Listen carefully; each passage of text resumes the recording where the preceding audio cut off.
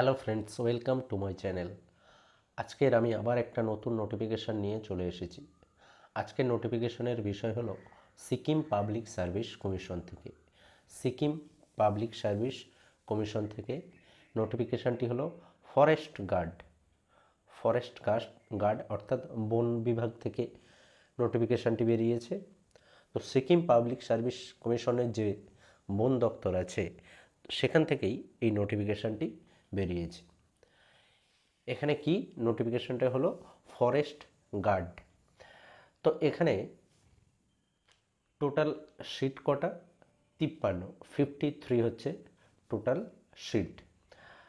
তারপর এখানে কি বলেছে যে এখানে কি বলা হয়েছে দেখো, application are invited from eligible candidate for filling up 53 post of forest guard on temporary regular basis, অর্থাৎ টেম্পোরারি রেগুলার বেসিসে রিক্রুট করা হবে in level 6 of the pay matrix under Forest and Environmental Department, Government of Sikkim, through direct recruitment.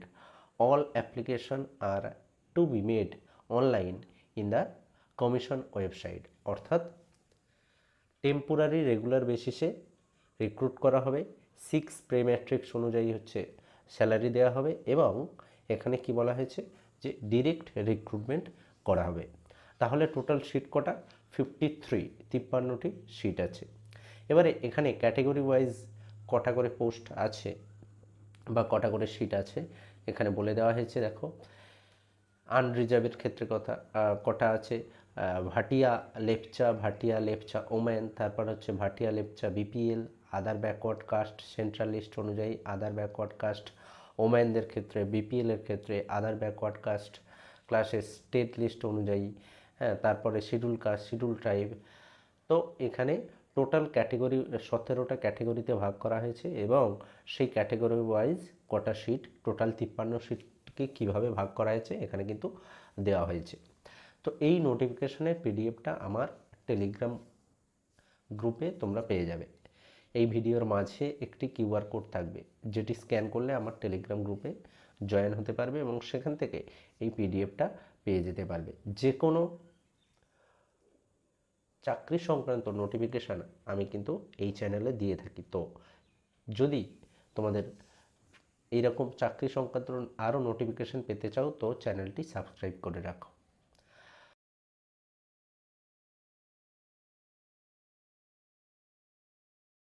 তো যাই হোক, এখানে মোটামুটি 17টা ক্যাটেগরিতে 53টা seat ভাগ করে দেওয়া হয়েছে।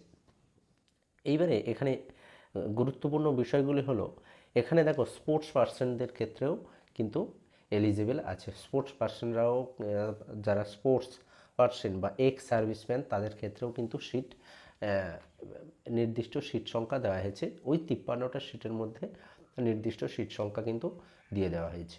এবারে ইম্পর্টেন্ট ডেট কি, অর্থাৎ কি last date for submission of application, অর্থাৎ অ্যাপ্লিকেশন সাবমিশনের লাস্ট দিন বা শেষ দিন হচ্ছে 30/4/2025, অর্থাৎ এপ্রিলের 30 তারিখ পর্যন্ত তোমরা এই ফর্ম ফিল আপ করতে পারবে। যে কোনো স্টেটের প্রার্থীরা কিন্তু অ্যাপ্লাই করতে পারবে, ভারতীয় যে কোনো স্টেটের প্রার্থীরা এখানে অ্যাপ্লাই করতে পারবে। এইবার কি বলেছে, মিনিমাম এডুকেশনাল কোয়ালিফিকেশান কি আছে? Class 10 pass. ক্লাস 10 পাস হচ্ছে মিনিমাম এডুকেশনাল কোয়ালিফিকেশান।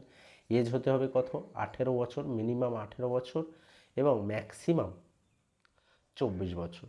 ম্যাক্সিমাম 24 বছর 30/4/2025 মধ্যে, অর্থাৎ লাস্ট ডেট যেটা সেই ডেটের মধ্যে 18 থেকে 24 বছর বয়সের মধ্যে হতে হবে। তারপরে এসসি/এসটি যে রিজার্ভেশন সেটা কিন্তু পেয়ে যাবে।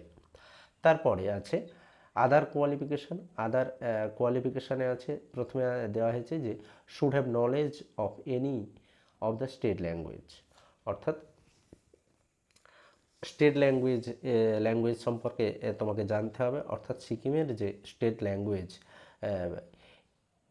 বা যে কোনো স্টেট ল্যাঙ্গুয়েজ সম্পর্কে তোমাকে জানতে হবে। এবং তারপর দেওয়া আছে should be conversant with the customs and usage of Sikkimese.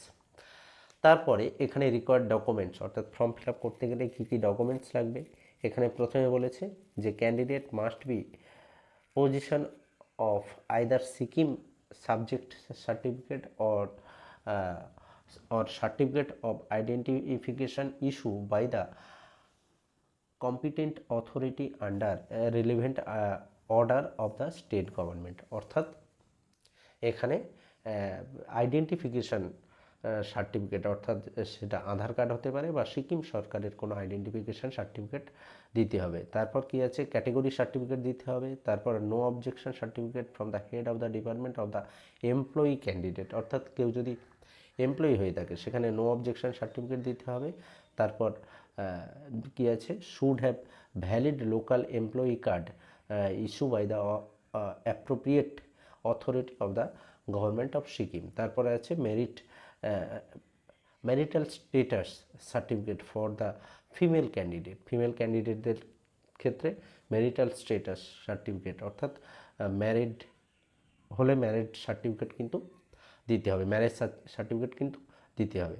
তারপরে হচ্ছে মিনিমাম ফিজিক্যাল রিকোয়ারমেন্ট। এখানে কি আছে, ফিজিক্যাল রিকোয়ারমেন্টের ক্ষেত্রে আছে হাইটের ক্ষেত্রে ফর মেল ক্যান্ডিডেটদের ক্ষেত্রে হচ্ছে 155 সেন্টিমিটার, ফিমেল ক্যান্ডিডেটদের ক্ষেত্রে 152.4 সেন্টিমিটার।